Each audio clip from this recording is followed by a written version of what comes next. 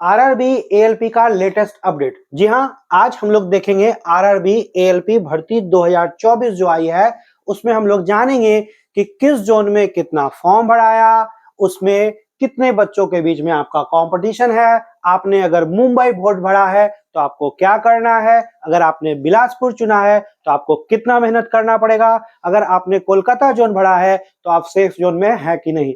इन तमाम बातों को हम लोग आज देखेंगे, जोन बाय जोन पूरा विश्लेषण करेंगे। तो देखो, मैंने जितने भी जोन में वैकेंसी आई थी उन वैकेंसियों को मैंने 3 फॉर्मेट में बांटा है। एक फॉर्मेट आपका रेड, रेड मतलब खतरे का निशान। जी हाँ, आप इस जोन में जो हो, कहीं ना कहीं आप खतरे के निशान में हो। क्यों हो, कैसे हो, इन तमाम बातों पर मैं आज चर्चा करूंगा। और आप अगर रेलवे के विद्यार्थी हो और वैसे विद्यार्थी जिन्होंने एएलपी का फॉर्म भरा है, तो ये वीडियो आपके लिए तो बहुत ही वरदान साबित होगा। क्यों? क्योंकि एक स्ट्रैटेजी तो आपको बनाना ही है कि अगर मैंने पहली गलती कर दी। हम लोग जब अपने बच्चों को फॉर्म भरवाते हैं तो हमेशा उनको बोलते हैं कि आप टीचर से गाइडलाइन लेकर, सजेशन लेकर आप फॉर्म भरें। लेकिन अगर आपने गलती कर दिया है तो कम से कम आज का ये वीडियो आपके लिए बहुत ही ज्यादा इंपॉर्टेंट होने वाला है। क्यों? क्योंकि देखो, सबसे पहले मैं आपको दिखा देता हूं कि आपके पास कुल कहां-कहां अपॉर्चुनिटी था, आपका कितना सीट था और क्या विश्लेषण था। देखो, यहां मैंने सबसे पहले कुछ जोन का रखा हूं, ठीक है? और इसमें सारे रेड में है। रेड मतलब कहीं ना कहीं आप खतरे में हो अगर आपने चयन किया है इन बोर्डों का। लेकिन फिर भी मैं आपको रास्ता बताऊंगा कि अगर आपने इस बोर्ड में फॉर्म डाल दिया है, अप्लाई कर दिया है, तो हड़बड़ाना नहीं है। मैं तो आपके साथ हूं, लेकिन मैं आपको बताऊंगा भी कि आपको करना क्या है जिससे इसमें आपका पक्का सिलेक्शन हो पाए। तो चलिए, सबसे पहले मैं बिलासपुर की चर्चा करता हूं। मैंने देखो आपके लिए बहुत सारा कंटेंट लेकर हम आए हैं और ये आपके लिए बहुत इंपॉर्टेंट है। कैसे? जैसे कि सबसे पहला नंबर पर सबसे ज्यादा सीट कहां था? बिलासपुर में, जहां आपको पता है कि 1316 यानी 1316 वैकेंसी थी। तो देखो, होता क्या है ना कि बच्चे कुछ माइंड सेटअप करके ही फॉर्म भरते हैं। जब भी कोई चीज का एग्जामिनेशन का फॉर्म आता है तो 2-3 तरह के बच्चे होते हैं। एक तो बच्चे होते हैं कैसे, एक बच्चे वैसे होते हैं जो पढ़ने में बहुत तेज होते हैं। तो वो सोचते हैं कि अरे सबसे ज्यादा सीट कहां पे है, वहां भर दो। क्यों? क्योंकि वो तो अपने आप को इतना स्मार्ट समझते हैं कि हमको तो एक ही सीट से ना मतलब है, तो यहाँ तो 1300 सीट है, तो मेरा होने का पॉसिबिलिटी बहुत ज्यादा होगा। तो बच्चे जो तेज होते हैं वो कहीं ना कहीं अपने आप में ओवर स्मार्ट बनने के चक्कर में आप वहां पर गलती कर बैठते हो। लेकिन कुछ बच्चे जो उससे भी ज्यादा स्मार्ट होते हैं वो सोचते हैं कि अरे चलो, पहला हाईएस्ट छोड़ देता हूं, दूसरा हाईएस्ट वैकेंसी छोड़ देता हूं, तीसरा छोड़ देता हूं, चौथा छोड़ देता हूं, पांचवा छोड़ देता हूं, मैं उसके बाद भर दूंगा। तो हम लोग एक एक करके बताएंगे, विश्लेषण में आज डिस्कस करेंगे कि कौन से जोन में अगर आपने भरा तो आपको कितना मेहनत करना है। तो देखो, सबसे पहले हम लोग मैक्सिमम बच्चे जो होते हैं वो किस जोन में बढ़ते हैं? तो जहां सीटें ज्यादा थी। तो सीटें ज्यादा कहां थी? बिलासपुर में थी। उसके बाद कहां थी? सिकंदराबाद में थी। फिर मुंबई, फिर बेंगलोर, फिर भुवनेश्वर और इलाहाबाद। इन बोर्डों में थोड़ा सा नंबर ऑफ सीट ज्यादा था। तो हुआ क्या कि मैक्सिमम जो बच्चे थोड़े से भी तेज थे वो पहला नहीं तो दूसरा, दूसरा नहीं तो तीसरा, तीसरा नहीं तो चौथा, पांचवा, छठा। नॉर्मली हम लोगों ने भी देखा था कि यूट्यूब पर हर टीचर बोल रहे थे कि शुरू का 2-3 बोर्ड छोड़ दो, चौथा पांचवा नंबर पर भरो। जिसके वजह से हुआ क्या, आपको दिख रहा होगा कि इतने फॉर्म में यहां पर वैकेंसी अगर इतना था तो आपका यहां 405 के मतलब 4,05,000 फॉर्म बच्चों ने भरा। कहां पे? तो बिलासपुर में। हुआ क्या उसके कारण? कि उसके कारण जो हुआ, एक सीट पर 308 बच्चे कंपटीशन करेंगे। लेकिन थोड़ा सा राहत क्या है, क्योंकि रिजल्ट में हम लोग जानते हैं एग्जामिनेशन का पैटर्न कि पहले सीबीटी 1 होता है, फिर 2 होता है, फिर आपका साइको होता है, जिसके कारण टोटल 3-4 एग्जामिनेशन होने के कारण मेडिकल भी होता है। तो 3-4 एग्जामिनेशन होने के कारण क्या होता है कि नॉर्मल कंडीशन में 15 गुना आप मान के चलो कि लगभग लगभग एक सीट पर सीबीटी 1 में देते हैं रिजल्ट। तो हम आपको यह भी बताएंगे कि अगर एक सीट पर 308 बच्चे तैयारी करेंगे तो सीबीटी 1 में कितने बच्चों से आपका कंपटीशन है? तो 21। अब समझो, रेलवे में होता क्या है ना कि जोन सिलेक्शन बहुत ज्यादा इंपॉर्टेंट है। जैसे कि आप अगर 100 बच्चों के बीच में कंपटीशन, मान लो आप अपने क्लास में पढ़ते हो, आप जहां पढ़ते हो वहीं के बारे में सोच लो कि हम किसी कोचिंग में पढ़ते हैं और उस बैच में 100 बच्चों का कंपटीशन है, तो होगा क्या कि उस 100 में कुछ बच्चे एक ग्रुप में आ जाएंगे, मान लो मुंबई बोर्ड, कुछ बच्चे बिलासपुर बोर्ड में आ जाएंगे और कुछ बच्चे जो है चेन्नई बोर्ड में आएंगे। तो होता क्या है ना, बच्चों का मेंटेलिटी क्या होता है, जो तेज बच्चे होते हैं वो ऑलवेज मैक्सिमम सीट की ओर भागते हैं कि पहला नंबर वाला, नहीं तो दूसरा, नहीं तो तीसरा, नहीं तो चौथा, पांचवा वाला भर देंगे। तो पहला दूसरा में चूंकि बच्चे ज्यादा भरेंगे तो चौथा पांचवा छठा में भर देते हैं। तो तेज बच्चे कहीं ना कहीं ज्यादा सीट की ओर भागते हैं। तो होता क्या है कि जहां सीटें ज्यादा हैं वहां का कट ऑफ जो है ज्यादा फॉर्म तो भराता ही भराता है, लेकिन उसके साथ उसमें तेज बच्चे होते हैं। जैसे कि आपका कंपटीशन अगर क्लास में है, आप ऑन एन एवरेज हैं और आपका कंपटीशन अगर क्लास में अंतिम 20 आने वाले बच्चों से होगा तो आपका रिजल्ट होने का चांसेस या उस अंतिम 20 में फर्स्ट होने का चांस ज्यादा आएगा। लेकिन अगर मान लो आपका स्थान क्लास में टेस्ट में 40वां नंबर आया और आपका कंपटीशन टॉप 20 से हो जाएगा तो आप सबसे लास्ट रहोगे, तो जिसके कारण आपका रिजल्ट नहीं होगा। तो ये चीज रेलवे में बहुत इंपॉर्टेंट होता है। तो पहले तो ऐसे बच्चे होते हैं जो बहुत तेज होते हैं, दूसरे ऐसे बच्चे, इस बार रेलवे में क्या होगा कि मैक्सिमम हर बोर्ड में बहुत सारे ऐसे बच्चे होंगे जो ग्रुप डी के बच्चे आए होंगे, जिनका हाल फिलहाल में ग्रुप डी में सिलेक्शन हुआ, तो उनकी भी तैयारी कहीं ना कहीं पहले से हो रखी है। तो अगर वो ग्रुप डी में जॉब कर रहे हैं तो वो भी बच्चे अब यहाँ पे आएंगे। तो जैसे ही ग्रुप डी के बच्चे आते हैं तो देखो रेलवे का फॉर्म जब फिलअप होता है तो मैक्सिमम कहाँ के बच्चे रेलवे का तैयारी ज्यादा करते हैं, तो बिहार के, यूपी के, चंडीगढ़ के, कोलकाता के, ठीक है, इन स्टेटों के बच्चे ज्यादा करते हैं। तो अगर ग्रुप डी में जॉब सिलेक्शन लेने के लिए कोई बच्चा चेन्नई चला गया था, अब उसका मेंटेलिटी क्या रहेगा कि हम तो चेन्नई में जॉब कर ही रहे हैं, अब अपने घर के पास आ जाए। तो कोई पटना आना चाहेगा, कोई रांची आना चाहेगा, कोई इलाहाबाद, कोई आपका गोरखपुर, कोई चंडीगढ़। तो ये सब भी एक खतरनाक जोन होता है। तो पहले एक एक करके हम लोग जान ले कि कौन से बोर्ड में कितना फॉर्म गिराया, कितने बच्चों के बीच में आपका कंपटीशन है। तो सबसे पहला हम लोग बिलासपुर देखते हैं, जिसमें एक आपका जो है टोटल 4,05,000 फॉर्म भराया, यानी 308 बच्चों के बीच में आपका कंपटीशन है, यानी 21 बच्चों से आपका कंपटीशन है सीबीटी 1 में। लेकिन कहीं ना कहीं 21 क्लास के तेज बच्चे का कंपटीशन होगा, क्योंकि हर तेज वाला बच्चा जो अधिकतर तेज वाला बच्चा सोचेगा कि जहां सबसे ज्यादा सीट वहां हमको तो 21 सीट से मतलब है, तो वहीं भर देगा, इसलिए कंपटीशन टफ होगा। यानी अगर आपने भरा बिलासपुर में तो कहीं पर आपको कहीं ना कहीं आपको ज्यादा मेहनत करने की जरूरत होगी। आगे हम वीडियो में ये भी बताएंगे कि कैसे पढ़ना है, क्या पढ़ना है, कितना पढ़ना है, ताकि इस बोर्ड का भी कंपटीशन आप इजीली क्वालिफाई कर जाओ। डरने की बात नहीं है, मैं स्टेप बाय स्टेप सब कुछ बताऊंगा। दूसरा, सिकंदराबाद में 758 सीट है। हुआ क्या, 2,70,000 बच्चों ने फॉर्म भर दिया, यानी 355 बच्चों के बीच में आपका कंपटीशन है फाइनल रिजल्ट के लिए। लेकिन अभी फाइनल पे नहीं जाना, इसको देखोगे तो डर जाओगे, इसीलिए स्टेप बाय स्टेप तैयारी करो। तो आप ऐसे सोचो कि अच्छा 24 को में फड़ियाना है तो फड़ियाल लेंगे, 24 को तो देखिए लेंगे, है ना। तो आपको 24 के बीच में कंपटीशन करना है। लेकिन अब ये मत सोचना कि कहां 355 और सर तो 24 को बोल रहे हैं तो पूरा एकदम सीना उना टाइट करके चले गए, नहीं। 24 कहीं ना कहीं आपके क्लास के तेज बच्चे ही होंगे। तो तेज बच्चे में आप जान लो कि एवरेज भी अगर स्टूडेंट हो तो आप लास्ट आ सकते हो, यानी रिजल्ट से बाहर हो सकते हो, है ना। तो इस चीज का ध्यान रखना। तीसरा, मुंबई, हर बच्चा क्या किया कि जो पहला दूसरा, जो ज्यादा होशियार होता है, ज्यादा तेज होता है, जो ज्यादा दिमाग लगा देता है, अपने मन से टीचर से राय नहीं लेता है, वो बच्चा मिस्टेक क्या करता है कि इन दोनों को छोड़कर मुंबई भर देता है कि तीसरा नंबर वाला भर देते हैं, यहाँ खूब सीट है। और मुंबई में क्या होता है ना कि अधिकतर बार ये टीचर्स लोग भी बताते हैं कि मुंबई में बाद में रिवाइज रिजल्ट भी देता है, सप्लीमेंट्री रिजल्ट भी देता है, क्योंकि वहां पर ट्रेनें, लोकल ट्रेनें बहुत ज्यादा चलती हैं, जिसके कारण बहुत सारे ड्राइवर की जरूरत होती है। तो इसलिए मुंबई लोगों को पसंद ज्यादा होता है, तो मुंबई में ज्यादा फॉर्म बच्चे भरते हैं। तो यहाँ देखो 547 सीट था, जिसमें 1,83,000 जो है फॉर्म भरा है। और यहाँ कितने का कंपटीशन है, तो 335 बच्चे, यानी सीबीटी 1 के लिए 23 बच्चा के बीच में आपका एक का सिलेक्शन होना है। लेकिन कहीं ना कहीं इस बात का ध्यान रखना कि 23 बच्चा का सिलेक्शन होना है, मतलब कहोगे कि इससे आसान यही है, नहीं।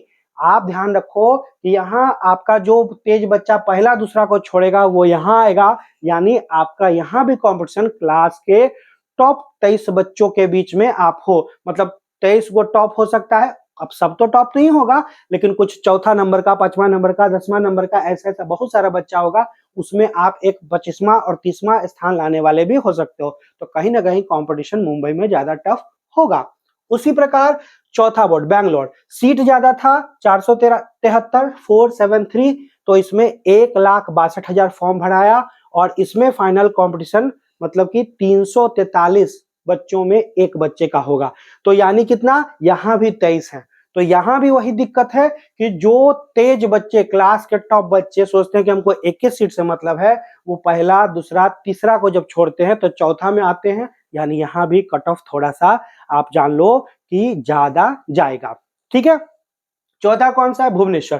भुवनेश्वर में कितना है, 280 सीट है। फॉर्म कितना भरा है, 1,03,000। तो सोचोगे कि कंपटीशन आसान हो गया, नहीं। यहां देखो एक सीट के हिसाब से 368 बच्चे हैं फाइनल के लिए, लेकिन पीटी में कितना, 25, यानी देखो इन सभी से ज्यादा यहाँ पर है। और जो वही कंसेप्ट है कि जो थोड़ा सा भी पढ़ने में तेज होते हैं, जिनके पास नॉलेज होता है कि नहीं पहला नंबर वाला नहीं भरो, दूसरा नंबर वाला नहीं भरो, तीसरा नहीं, चौथा नहीं, तो वो 5वां, 6ठा, 7वां, 8वां पर जब शिफ्ट होते हैं तो देखो यहाँ पर भी टॉप बच्चे मिलेंगे, है ना। और यहाँ कितने, 25 बच्चों के बीच में उनका सिलेक्शन एक का होना है। तो यहाँ पर भी थोड़ा सा दिक्कत ये होगा कि 25 में मैक्सिमम कैसे बच्चे रहेंगे, तो तेज वाले बच्चे रहेंगे। उसके बाद देखो आपका नेक्स्ट कौन सा है, इलाहाबाद। अब होता क्या है कि जो फॉर्म भराता है, तो जो बच्चे पिछली बार मान लो एनटीपीसी में जिनका सिलेक्शन हो गया, ठीक है, किस पोस्ट पर, इंटर लेवल पोस्ट पर, उनका जो है ना कहीं ड्राइवर का, एएलपी का सैलरी बहुत हैंडसम होता है। इसलिए हो सकता है कि जिनका एनटीपीसी में 10+2 लेवल पर जॉब हुआ हो, तो उसमें से जो बच्चे दूर में थे, जो बच्चे बहुत ज्यादा दूर में है, जैसे कि चेन्नई में, जैसे कि तिरुवनंतपुरम में, है ना, जैसे कि बहुत कोई सिकंदराबाद में, तो वो सब बच्चे चाहेंगे कि इसमें आ जाएं, क्योंकि इसमें जो है इलाहाबाद आ जाए। तो आपका जो बिहार से रिलेटेड, क्योंकि ज्यादा बिहारी बच्चे का सिलेक्शन, यूपी के बच्चे का, झारखंड के बच्चे का, दिल्ली के बच्चे का, चंडीगढ़ के बच्चे का ज्यादा सिलेक्शन होता है, तो इसीलिए इलाहाबाद जो जोन होता है वो हमेशा खतरनाक होता है। यानी इसमें अधिकतर कौन बच्चे 25 होंगे, तो 25 में मैक्सिमम बच्चे जॉब वाले आ जाएंगे, क्योंकि जो बच्चे दूर में हैं तो वो सोचेंगे कि नजदीक आ जाएंगे। तो जॉब वाले जो बच्चे होंगे कहीं ना कहीं उनका तैयारी ऑलरेडी पहले से ही हो रखा है। एग्जामिनेशन जब आएगा, 2 महीना भी वो आएंगे ना नौकरी छोड़ के, या बढ़िया से अगर पढ़ लिए तो आपसे वो आगे निकल ही जाएंगे, इतना जान लो, क्योंकि वो उनका तैयारी पहले से ऑलरेडी बहुत अच्छा हो रखा है। तो इसलिए इलाहाबाद तो अगर मैं कहूं तो इसमें सब में से बहुत सबसे ज्यादा खतरनाक अगर मानो तो इलाहाबाद भी है। ठीक है, यानी अगर आपका ये फॉर्म आपने इन 5-6 में भरा है तो आप कहीं ना कहीं डेंजर जोन में हो। लेकिन हम बार बार बोल रहे हैं कि लास्ट में अगर आप स्ट्रेटजी से, अगर प्लान वे में आप मेरे साथ और मेरी बातों पर थोड़ा सा विश्वास करके चलोगे, तो मैं आपको लास्ट में ये भी बताऊंगा कि कैसे आपको यहां पर भी अगर आपने चुना है तो सक्सेस कैसे लेना है। ठीक है, तो चलिए दूसरा, आप इसको नोट डाउन भी कर सकते हो, ध्यान दे सकते हो। दूसरा, अब हम लोग और आगे बढ़ते हैं, कुछ और डेंजर जोन में मैंने रखा है पटना। अब देखो बहुत सारे बच्चे इस बार बहुत खुश है, क्यों, क्योंकि पिछले बार सबसे कम कट ऑफ गया था पटना, और इस बार भी जब बच्चों ने फॉर्म भरा तो देखा कि 26-27 हजार बच्चे ही फॉर्म भरे। तो जो बच्चे पटना बिना सोचे समझे हुए भर देते हो कि अरे 26,000 लड़का है मतलब बहुत आसान है, तो वो थोड़ा सा देख लो पूरा क्या कहता है कि सीट कितना है, 38, उसमें भराया है कितना, 26-27 हजार, यानी एक सीट पर 711 बच्चे फाइट करेंगे। अब इसको देखोगे तो लगेगा वाह बहुत आराम है, बहुत मस्त है, एकदम हो ही जाएगा क्योंकि पिछला बार कम गया है। लेकिन इसको देखोगे ना तो माथा पे हाथ रख लोगे, क्योंकि 711 के बीच में एक हो तो सोच लो कंपटीशन कितना, मतलब कि पीटी में ही, सीबीटी 1 में ही 48 गो में एगो है। अब पटना कौन बच्चा फॉर्म भरता है, तो देखो पिछला बार कट ऑफ कम गया था, क्योंकि पटना हमेशा कट ऑफ ज्यादा जाता था, पिछला बार अधिकतर बच्चे इधर उधर चल गए थे, तो पटना का कट ऑफ कम गया। इसलिए इस बार सब बच्चे सोचेंगे कि अरे पटना पिछला बार कट ऑफ कम गया था, इस बार चलो पटने भर देते हैं, काहे के लिए दूर भी जाएंगे, घर में जॉब भी हो जाएगा और कट ऑफ भी कम गया, इसीलिए यहाँ पर देखो पर सीट जो है फॉर्म ज्यादा भरा है। और पटना कौन बच्चे आएंगे? जो ऑलरेडी नौकरी कर रहे हैं। तो जो बच्चे नौकरी कर रहे हैं, जिनका हाल फिलहाल में रेलवे में जॉब हुआ है साल 2 साल पहले, उनका तैयारी कहीं ना कहीं अच्छा है, तो वो पटना में आएंगे। यानी सबसे अभी तक में सबसे मेरे अनुसार टफेस्ट बोर्ड कौन सा हो जाएगा? तो पटना। भले ही 27,000 फॉर्म भराया है, आप खुश मत होइए कि 27,000 कुछ है ही नहीं है। तो आप ध्यान रखो कि 27,000 बढ़ाया है, लेकिन पर बच्चे कितना? 711 में एगो का होना है, तो बहुत ज्यादा मुश्किल है। उसके बाद चंडीगढ़। चंडीगढ़ में यही कहानी है, सीट है 66, फॉर्म बढ़ाया है 39,000 40,000, और यहाँ देखो 591। क्यों? क्योंकि चंडीगढ़ कहीं ना कहीं दिल्ली के आसपास है। तो जो यूपी के बच्चे होते हैं, ठीक है, राजस्थान के बच्चे होते हैं, दिल्ली के बच्चे होते हैं, वो चाहते हैं कि अपने घर के पास आ जाए। तो यहाँ भी वही दिक्कत होगा कि रेलवे का तैयारी बिहार, यूपी, दिल्ली, चंडीगढ़ ऐसे बच्चे ज्यादा करते हैं। तो यहाँ भी देखो 591 में एक बच्चे का सिलेक्शन होना है, यानी सीबीटी 1 में 40 में एक होना है। तो ये भी खतरनाक, क्योंकि हम लोग जब देख रहे थे, शुरू में नॉलेज ले रहे थे, तो बहुत सारे यूट्यूब के जो पढ़ाते नहीं है, सिर्फ नोटिफिकेशन डालते हैं, वो बोल रहे थे कि चंडीगढ़ भर दो, चंडीगढ़ में फॉर्म ही नहीं भराया है, 25,000 भराया है, 30,000 भराया है। लेकिन वो बेसिक चीज नहीं जानते, टेक्निकल एरर नहीं जानते। और यहाँ पर यही टेक्निकल एरर बच्चे कर गए कि देखे कि 25,000 फॉर्म भरा है तो भर दो, लेकिन आप देखो कि सीट के अनुसार 711 बच्चे यहाँ, और यहाँ 500 जो है आपका 91 बच्चे। अब देखो नेक्स्ट बोर्ड आते हैं, नेक्स्ट गोरखपुर। गोरखपुर का भी वही कहानी है, 43 गो सीट है, 30,000 फॉर्म भराया है, और पर बच्चे का सिलेक्शन कितना है? 698 में एक हो, यानी 47 बच्चे। तो फिर वही दिक्कत होगा कि जो बच्चे पटना यूपी के आसपास होंगे, गोरखपुर जाना चाहेंगे, क्योंकि यहाँ योगी जी का सरकार है, सोचते हैं कि यहाँ बहुत मस्त है सब कुछ, इसलिए अब यूपी में आ जाओ। तो आपका कट ऑफ यहाँ भी टफ होने वाला है, ठीक है। उसके बाद जम्मू। जम्मू में दूर भागने के चक्कर में कुछ बच्चे जम्मू में सीट चुकी मात्र 39 था, 20,000 फॉर्म भराया, लेकिन यहाँ भी क्या हुआ कि 341 में एक बच्चे का सिलेक्शन हुआ है। तो यहाँ भी आपका थोड़ा सा, आप इन सभी में अगर अभी तक में एक सबसे सेफ जोन अगर कहोगे, तो जम्मू को मैं थोड़ा सा मान सकता हूं, लेकिन चूंकि सीटें बहुत ज्यादा कम है, इसलिए ये कठिन तो होना ही है, ठीक है। इसीलिए उसके बाद में मुजफ्फरपुर, उसके बाद रांची। मुजफ्फरपुर में देखो 38 सीट है, 14 के फॉर्म भराया है, 369 बच्चों में एक, यानी सीबीटी 1 25 में एक का होना है। फिर वही कंसेप्ट है पटना वाला सॉरी, पटना वाला कंसेप्ट क्या है कि यहाँ पर जो है कौन से बच्चे आएंगे मुजफ्फरपुर में? पटना से नजदीक पड़ता है ना, तो सब नौकरी वाले बच्चे बिहार में आना चाहेंगे, इसीलिए इसका कट ऑफ ज्यादा जाएगा। क्यों? क्योंकि इसमें अधिकतर तेज बच्चे होंगे, क्लास के टॉपर बच्चे होंगे। उसी प्रकार रांची, जो भी जॉब करते हैं घर के पास आना चाहेंगे। तो अभी तक में मैं अगर बताऊं कि आपके लिए कौन सा अच्छा रहेगा, तो एक थोड़ा सा ये जम्मू में सेफ हो, रांची में भी कुछ सेफ हो। क्यों? क्योंकि 153 सीट है, 50 के फॉर्म बढ़ाया है, और यहाँ पर देखो तो 22 बच्चों में एक होना है, यानी इतना तक में मैं रांची को थोड़ा सा आसान मान रहा हूं। लेकिन दिक्कत क्या है कि यहाँ कौन से, तो टॉप 22 में अधिकतर टॉपर बच्चे घर आने का कोशिश करेंगे, इसलिए ये भी थोड़ा सा आपका डेंजर, मैंने रेड जोन में इसको रखा है, ठीक है। इसके बाद मैं आगे बढ़ता हूं। देखो येलो जोन। येलो जोन में अब क्या होगा, देखो थोड़ा सा कंसेप्ट समझो कि आपका यहां पर 1 2 3 4 5 6 के बाद 7 8 9 10 11 12। अब जो बच्चे का मेंटेलिटी होता है कि पहला में भर दो, दूसरा में भर दो, तीसरा में भर दो, चौथा सबसे ज्यादा सीट है वहां भर दो, पांचवा छठा सतवा, इस तरह से करते हुए कहीं ना कहीं 10 बोर्ड आते आते बच्चे जो होते हैं वो भर देते हैं। उसके बाद अब बच्चे रिस्क नहीं लेना चाहते हैं, सोचते हैं कि इसके नीचे अगर भरेंगे तो कहीं ना कहीं अब वहां पर इतना कम सीट है तो कैसे होगा नौकरी, है ना। तो इसलिए इसके बाद मैंने रखा है इन बोर्डों को येलो जोन में। येलो जोन में मतलब कि यहाँ पर अगर आप क्लास के ऑन एन एवरेज स्टूडेंट हो, अगर आप अच्छे से थोड़ा सा अगला 4-5 महीना अगर बेहतरीन तैयारी करोगे, आप जो है एकदम पैटर्न बेस्ड तैयारी करोगे, तो यहाँ आप अपना स्कोर और जॉब 100 ले सकते हो। क्यों? क्योंकि यहाँ सीटें भी ठीक ठाक हैं, ठीक है, और यहाँ सीटें भी अगर ठीक ठाक है तो यहाँ पर फॉर्म भी कम बढ़ाया है, कंपटीशन भी थोड़ा कम है। कैसे? चेन्नई चूंकि दूर है तो उसमें अब चेन्नई वगैरह उस साइड बहुत कम लोग रेलवे का तैयारी करते हैं, तो इधर के बच्चे ही जाएंगे। तो यहाँ पर देखो वैकेंसी 148 है, 71,000 फॉर्म भरा है, थोड़ा सा ये कठिन है। लेकिन चूंकि अब क्या है, टॉप 12 में जो टॉपर रहेंगे ना, 12 मतलब ऐसे सोचो कि क्लास में अगर 20 बच्चा, तो 20 में टॉप 12 छोड़कर अब 13वां नंबर का जो बच्चा होगा वो बच गया। तो यहाँ पर अब 13वां, 14वां, 15वां, 16वां, 20वां ऐसे बच्चों का कंपटीशन होगा। भले ही भीड़ ज्यादा है लेकिन क्लास के ऑन एन एवरेज बच्चों का कंपटीशन होगा। तो अगर आप उस ऑन एन एवरेज में थोड़ा सा अपना तैयारी अच्छा कर दोगे तो सिलेक्शन होने का चांस हो जाएगा। भले ही इसमें यहाँ पर 32 बच्चों में एक बच्चे का CBT 1 में होना, तो कंपटीशन है कहाँ पे? चेन्नई में। लेकिन कंपटीशन यहाँ पर एवरेज बच्चों में है, तो एवरेज में जो मेहनत करेगा उसका नौकरी हो जाएगा। उसी प्रकार अजमेर में बहुत अच्छा सीट है, 228 सीट है। यहाँ पर 86 के फॉर्म भराया है, मतलब 86,000। 378 में एक का फाइनल होना है, यानी 26 बच्चों में एक होना। तो कंपटीशन यहाँ भी है।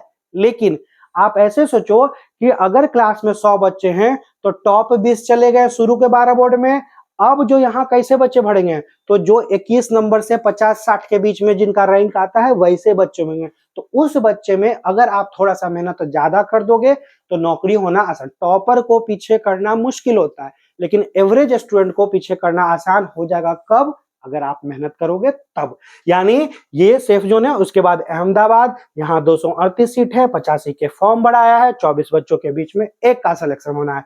उसी प्रकार कोलकाता, यहाँ थोड़ा देखो फॉर्म कम बढ़ाया है, लेकिन मैंने इसको बाद में इसलिए रखा है, क्यों? क्योंकि कोलकाता फिर सब घर के नजदीक आना चाहते हैं। यानी यहाँ पर भले ही आपको 19 बच्चे दिख रहे हैं, लेकिन 19 तेज बच्चे कहीं ना कहीं कोलकाता आएंगे। मतलब टॉपर में शुरू के 12 के बाद अगर कोई बच्चा आना चाहेंगे तो कोलकाता। लेकिन यहाँ पर हुआ क्या है कि फॉर्म थोड़ा सा कम बढ़ाया है, जिसके कारण इसको मैंने येलो जोन में रखा, मतलब ऐसा जोन में रखा है जहां पर आप अगर मेहनत करोगे अच्छे से तो नौकरी आपकी पक्की हो जाएगी। ठीक है, तो दूसरा जो था आपका येलो जोन था।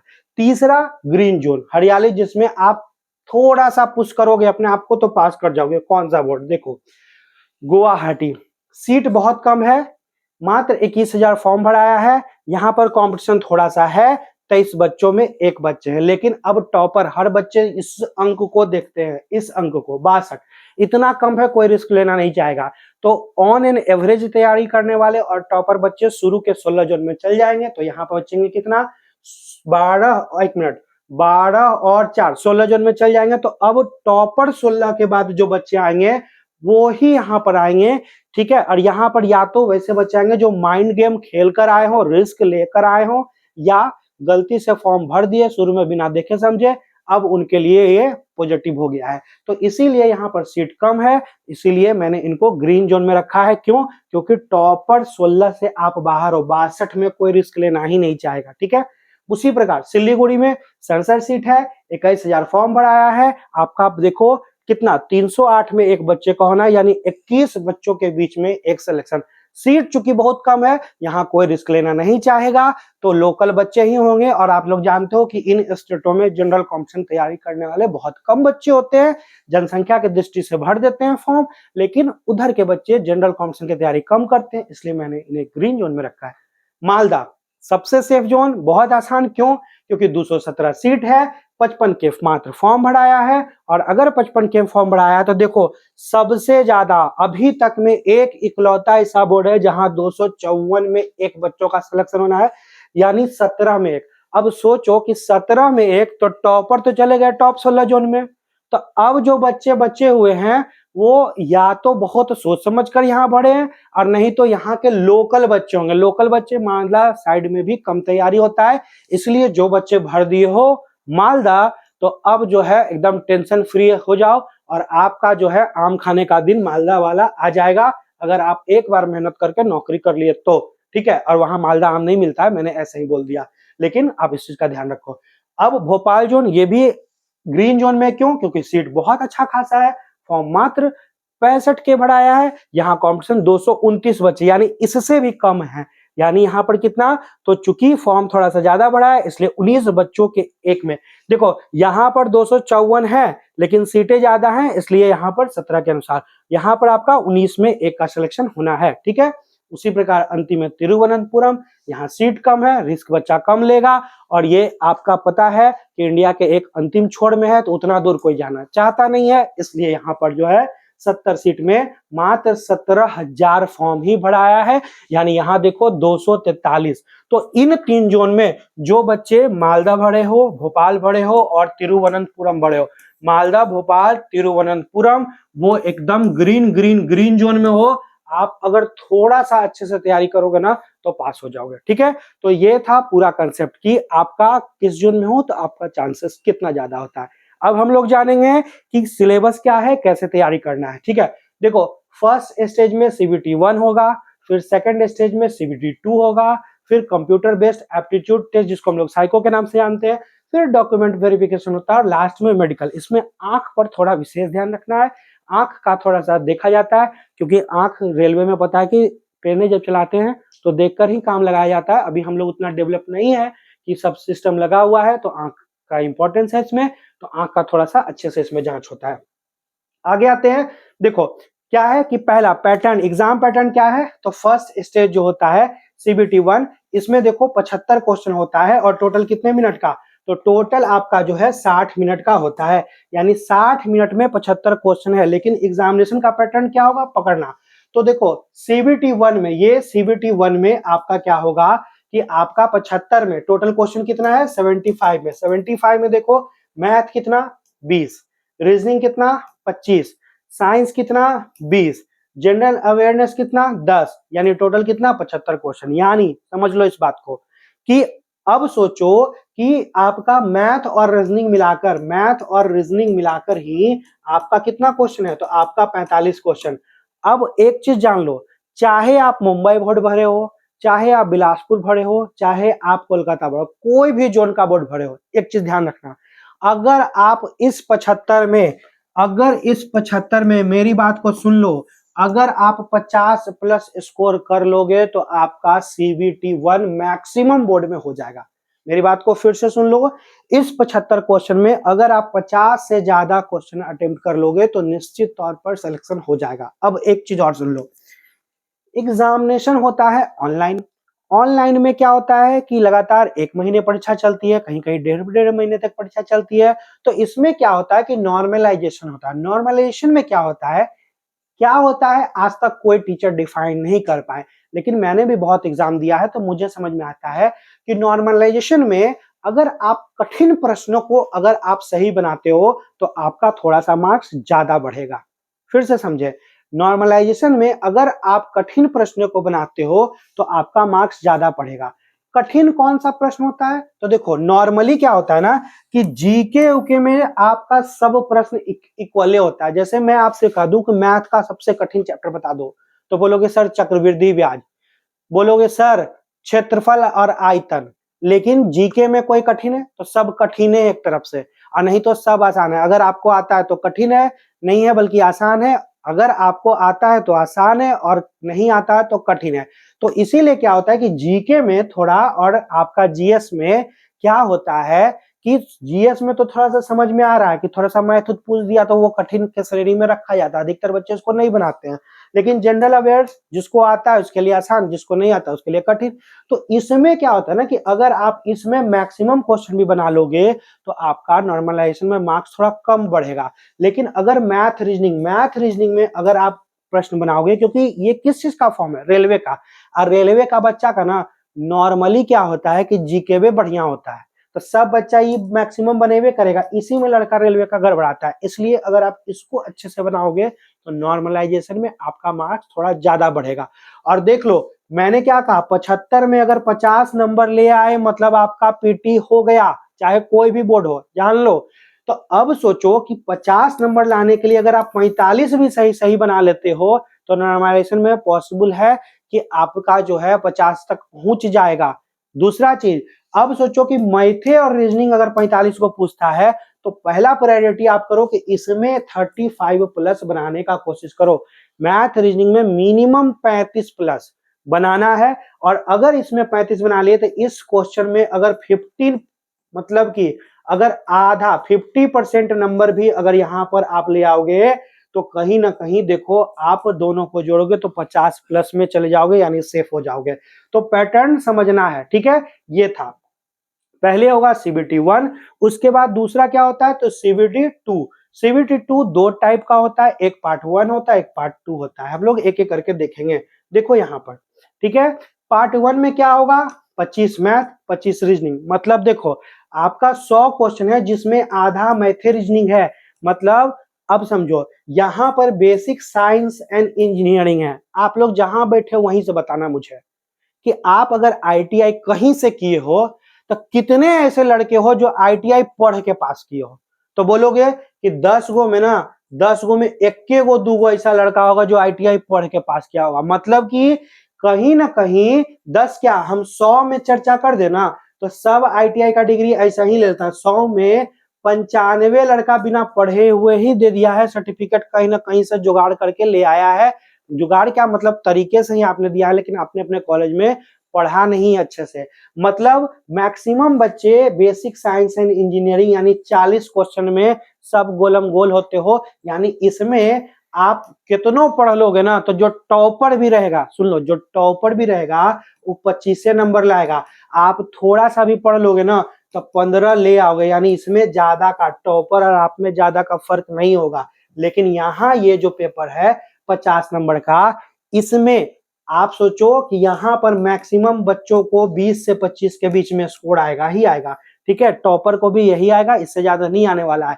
तो अगर आप इसको अच्छा कर लो 50 में, आप इस 50 में आपको यहां भी ध्यान रखना है कि 35 प्लस यहां से लाना है। और आप मान लो कि इसमें टॉपर को आता है 25, हमको उससे मतलब नहीं है। हम अगर 10 से 15 भी स्कोर ले आते हैं, उसके बाद जनरल अवेयरनेस है, यहाँ 5 से 8 ले आएंगे, यानी 35 15 कितना हो गया 50। और 50 में आपका यहाँ अगर 10 में 8 नंबर भी ले आते हो तो कहीं ना कहीं 60 के आसपास पहुंच जाओगे, ठीक है।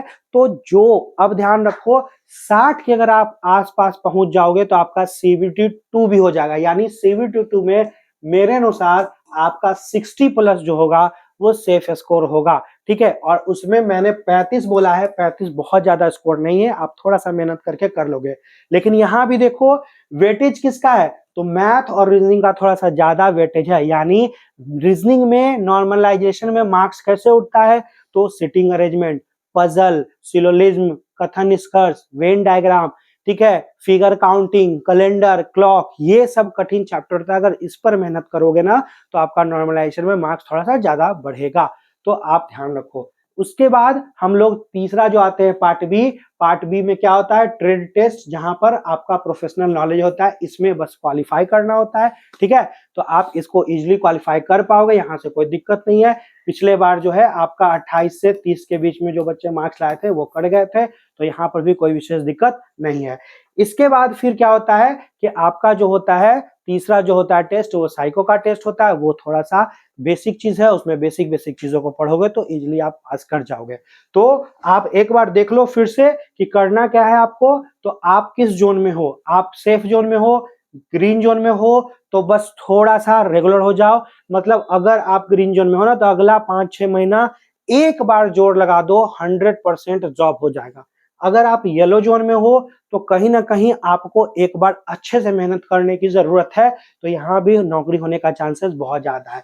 लेकिन इसके बाद अगर येलो जोन में के बाद अगर रेड जोन में हो तो सावधान हो जाएं, आपको जो है मेहनत करने की जरूरत है। क्यों? क्योंकि आप ऐसे समझो कि अगर आपके क्लास में 100 बच्चे हैं तो इस 100 में होता क्या है ना, 40 ऐसे बच्चे हैं जो कभी कोई पढ़ते लिखते नहीं है, वैसे बच्चे फॉर्म भर देते हैं जिनको बस फॉर्म भरने से मतलब होता है। अब क्या हुआ कि इस बचे हुए कितने 60, इस 60 में 20 जो होते हैं वो सबसे तेज वाले होते हैं। जो सबसे तेज वाले होते हैं वो पहला दूसरा तीसरा चौथा पांचवा छठा सातवां आठवां नौवां 10वां तक जहां जहां ज्यादा सीट होता है उसको भरते हैं, यानी वो रेड जोन में आ गए। यानी येलो जोन वाले देखो 60 में 20 ऐसे आ गए, और इसी 60 में जो होंगे कम से कम 10 से 15 ऐसे होंगे जो नौकरी करने वाले लोग हैं। तो नौकरी करने वाले नजदीक आना चाहते हैं, जैसे कि पटना, गोरखपुर, इलाहाबाद, कोलकाता, तो ये आ जाते हैं। तो बाकी जो येलो जोन में हो, यानी आप देखो यहाँ पर आपका 35 यहाँ हो गया, यानी 20 से 25 ऑन एन एवरेज बच्चे हुए हैं, और इन्हीं के बीच में आपका येलो जोन वाले का कंपटीशन होगा, जो कि बहुत आसान है। तो अगर आप येलो जोन में हो और अगर आप ग्रीन जोन में हो तो बहुत कम मेहनत में अगर ढंग से आप तैयारी करोगे तो हो जाएगा। और आपको एक बार देखो, कम का मतलब ही नहीं होता है कि नहीं, आपको जी जान लगाना ही पड़ेगा, क्योंकि नौकरी लेना ऐसे किसी को इतना आसानी से नहीं मिलता। लेकिन मैंने अपने जीवन में देखा है कि जो बच्चे सिंसियर रूप से लगातार पढ़ते हैं तो उनकी नौकरी निश्चित तौर पर होती ही होती है। तो आप ये सोच कर पढ़ो कि इस बार मुझे अंतिम बार पढ़ना है। और देखो, आप अगर पढ़ोगे तो ये एएलपी का है, अगर एएलपी में नहीं हुआ तो टेक्नीशियन का फॉर्म भराया है उसमें हो जाएगा, अगर उसमें नहीं होगा तो कुछ दिन बाद ग्रुप डी का फॉर्म है वहां हो जाएगा, और ग्रुप डी में नहीं हुआ तो फिर आपका एनटीपीसी का फॉर्म आना है वहां हो जाएगा, और वहां नहीं हुआ तो बिहार एससीसी का भी यही सिलेबस है। अगर आप मैथ, रीजनिंग, जीके पढ़ोगे तो आपके पास ALP, technician, group D, NTPC, BSSC 5 जगह अपॉर्चुनिटी है, कहीं ना कहीं तो नौकरी हो ही जाएगा। इसीलिए आप ये सोचकर नहीं पढ़ो कि मैंने रेड जोन में आ गया हूं तो पढ़ने से क्या फायदा, नहीं। एएलपी में अगर मेहनत करोगे तो होगा, क्योंकि मेहनत करने वाले का ही नौकरी होता है, ठीक है। तो वहां अगर मेहनत करोगे तो वहां हुआ, नहीं तो फिर आपके पास और भी अपॉर्चुनिटी है, टेक्नीशियन है, ग्रुप डी है, एनटीपीसी है, बीएसएससी है, कहीं ना कहीं तो पक्का इस बार हो जाएगा। और जब जब इलेक्शन आता है तब तक वैकेंसी ज्यादा आता है, अधिकतर बच्चों का जॉब होता है, आपको पता है। इस बार फिर से इलेक्शन है, सेंट्रल में भी, अगले साल बिहार में भी। तो इस बार अगर मौका चूक गए, जो बच्चे 24 और 25 में नौकरी नहीं ले पाए, तो फिर मुश्किल हो जाएगा। इसलिए इस साल दुनिया की हर फालतू चीजों को थोड़ा सा नजरअंदाज करो, जिसमें आपका मजा आता हो। आप वैसे चीज पर थोड़ा सा ध्यान रखो जो आपके लिए कठिन हो, मुश्किल हो, लेकिन जिससे नौकरी आपका हो जाए, ठीक है। क्योंकि जिसका नौकरी होता है तो उसका लाइफ कहीं ना कहीं सिक्योर हो जाता है। तो मुझे उम्मीद है कि आपको मेरी बातें समझ में आई होंगी, और अगर समझ में आई होंगी या कहीं भी आपको कठिनाई हुई होंगी तो आप मुझे कमेंट्स बॉक्स में पूछ सकते हैं, मैं आपको हेल्प करूंगा, डायरेक्ट बताने का कोशिश करूंगा। और दूसरी बात, सबसे इंपॉर्टेंट बात, कि आगे कभी भी रेलवे का कोई भी फॉर्म भरोगे तो अपने टीचर से, जहां पढ़ते हो उनसे गाइडलाइंस लेकर ही फॉर्म भरना, ठीक है। शुरू में मत भर देना फॉर्म, देख लेना, उसके बाद भरना। और अगर आपको नहीं समझ में आता हो तो मेरा तो यूट्यूब चैनल ही है ही, आनंद कॉम्पिटिटिव क्लासेस। मेरा नंबर भी है, मेरा नंबर ये नंबर है, व्हाट्सएप नंबर है। कोई बच्चे, इंडिया के कोई बच्चे हो, कहीं के हो, ठीक है, आप हमसे कभी भी सजेशन ले सकते हो, इस नंबर पर आप हमसे पूछ सकते हो। मैं आपसे जितना भी चाहूंगा हेल्प करूंगा। और मेरा बहुत सारा पीडीएफ है, करेंट अफेयर्स का 2500 प्रश्नों का पीडीएफ है, फ्री में अवेलेबल करा दूंगा।